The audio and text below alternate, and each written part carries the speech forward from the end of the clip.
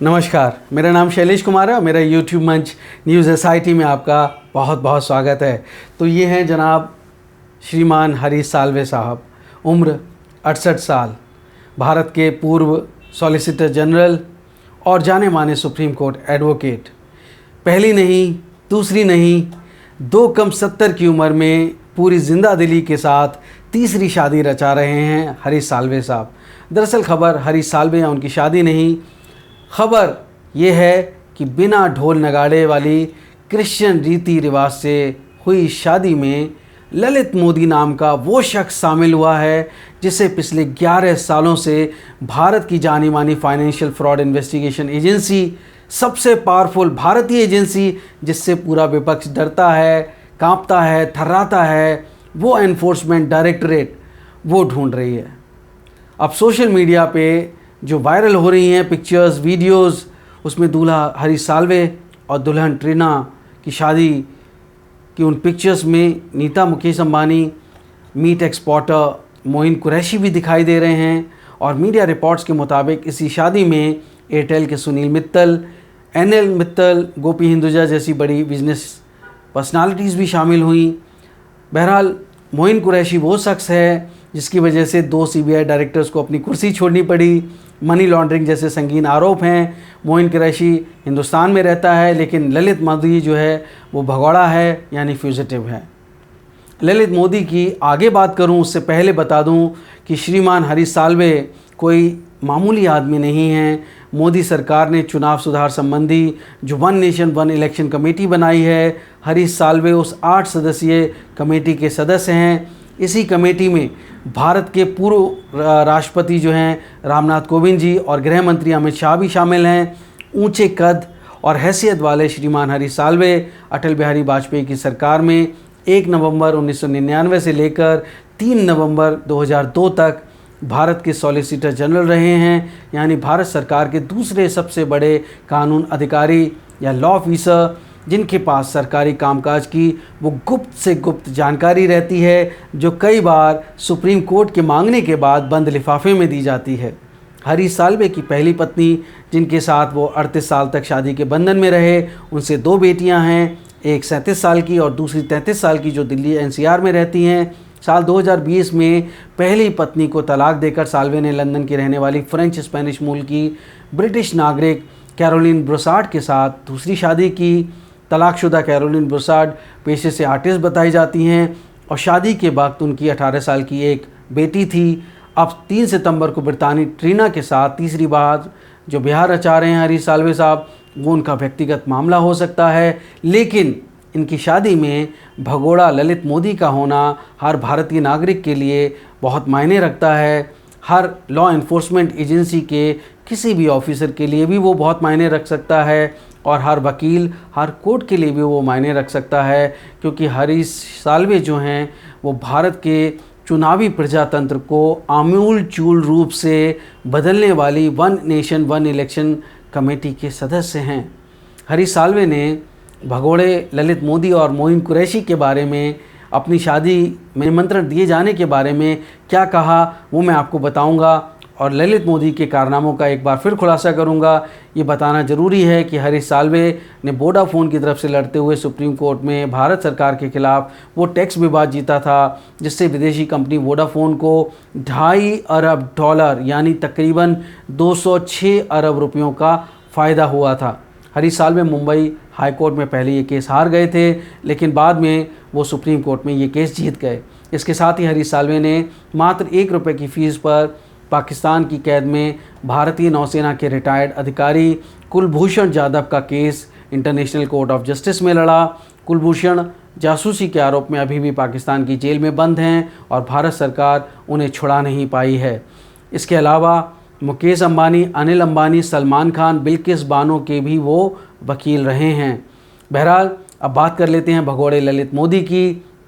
नीरव मोदी, ललित मोदी, मेहुल चौकसी, ये वो भगोड़े शख्स हैं जिन पर भारत की विपक्षी पार्टियां, खासकर कांग्रेस और राहुल गांधी आरोप लगाते रहे हैं कि मोदी सरकार की मदद से ये भारत का पैसा लेकर विदेश भाग गए।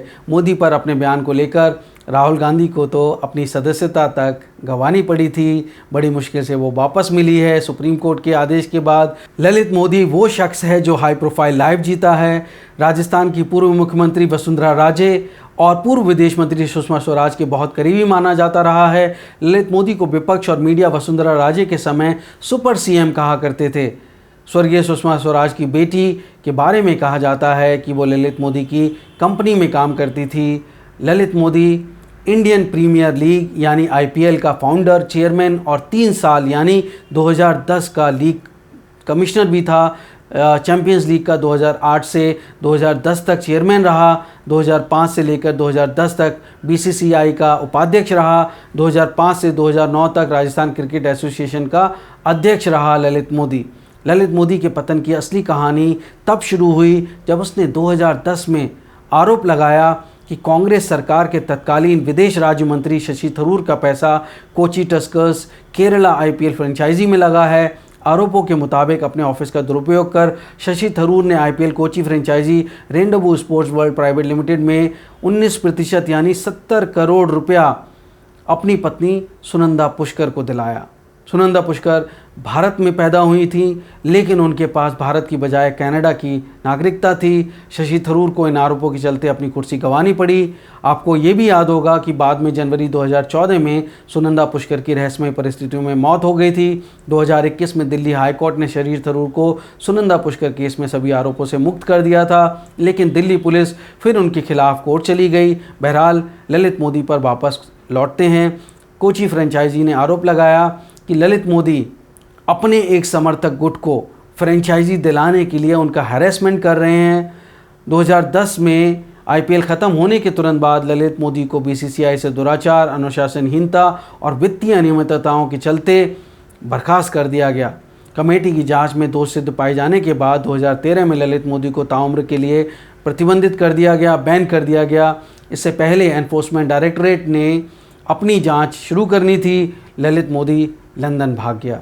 दरअसल चेन्नई पुलिस में एक कंप्लेंट लिखी गई 2010 में कि ललित मोदी ने एक विदेशी कंपनी को आईपीएल के ब्रॉडकास्ट राइट देने के चक्कर में कुछ लोगों के साथ मिलकर हेराफेरी की है, धोखाधड़ी की है और कुछ पैसा इधर से उधर किया है। एक तरह से ये आरोप बहुत वित्तीय अनियमितता के आरोप थे और उस समय जो तत्कालीन बीसीसीआई प्रेसिडेंट थे एन श्रीनिवासन, उन्होंने चेन्नई पुलिस में कंप्लेंट दर्ज कराई और उसके बाद मामला जो है वो एनफोर्समेंट डायरेक्टरेट के पास गया और 2012 में एनफोर्समेंट डायरेक्टरेट ने prevention of money laundering act 120B और 420 के केस में ललित मोदी के खिलाफ जांच शुरू करी थी।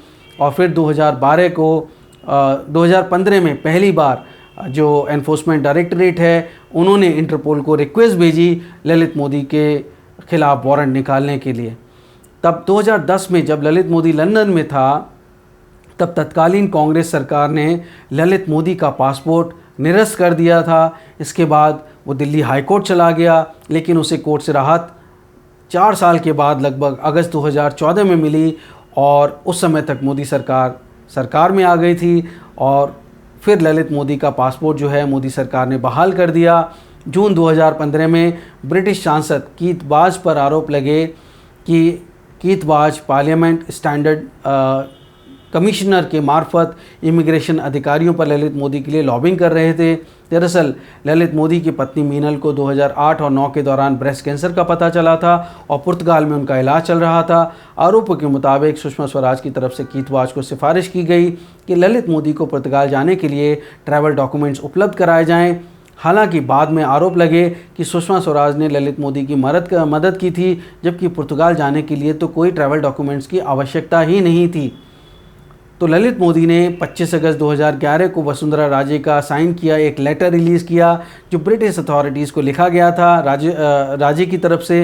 राजे ने ललित मोदी का पक्ष लेते हुए कारण दिया कि ललित मोदी को राजनीतिक कारणों से उत्पीड़ित किया जा रहा है, पॉलिटिकल वेंडिटा के तहत ये सब कुछ हो रहा है। ये लेटर सीक्रेट था और भारत के अधिकारियों को ना देने की शर्त राजे ने उस एफिडेविट में रखी थी। इसके बाद 2013 में पूनम चंद भंडारी नाम के एक लॉयर ने दिल्ली हाई कोर्ट में एक PIL फाइल की जिसमें आरोप लगाया कि ललित मोदी ने एक शेल कंपनी के माध्यम से वसुंधरा राजे और उनके बेटे दुष्यंत राजे के अकाउंट में करोड़ों रुपए ट्रांसफ़र किए।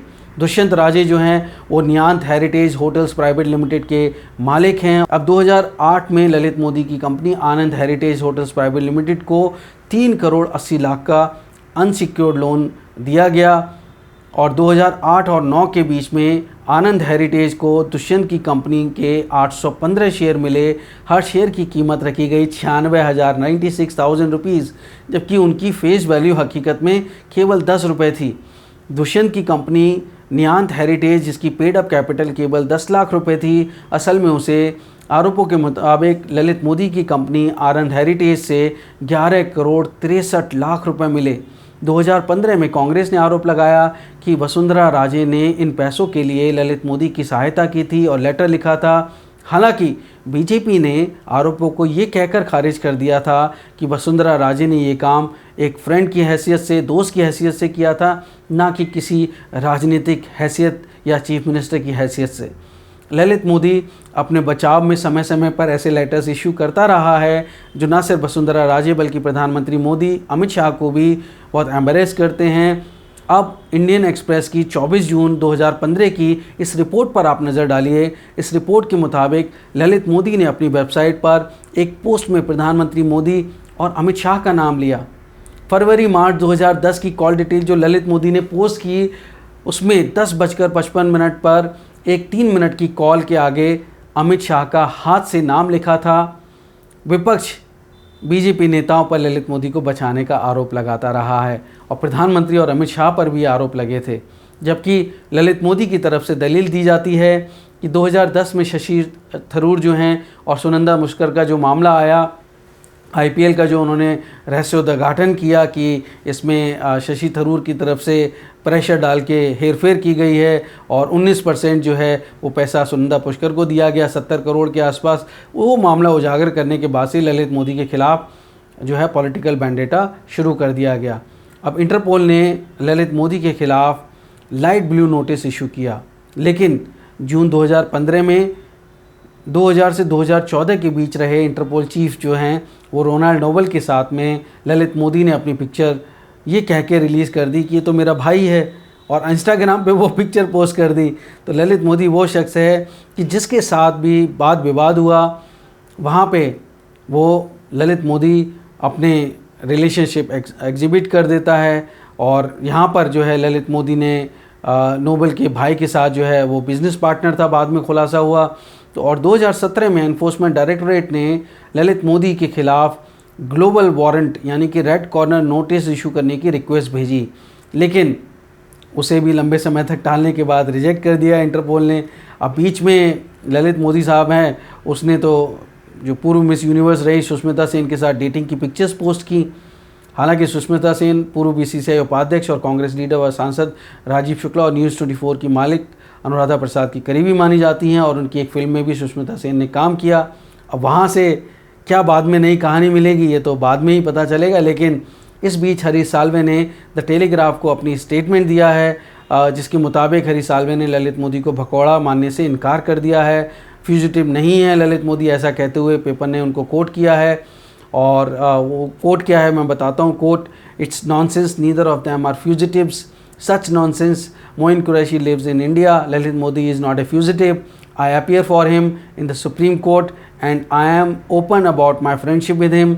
Qureshi lives in India and has been allowed to travel and he visits the UK frequently.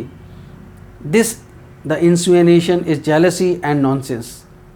तो ये हरीश साल्वे ने कहा है कि भाई ललित मोदी को तो मैं रिप्रेजेंट करता हूँ और मुझे ये कहते हुए कोई वो प्रॉब्लम नहीं है कि वो मेरा दोस्त है।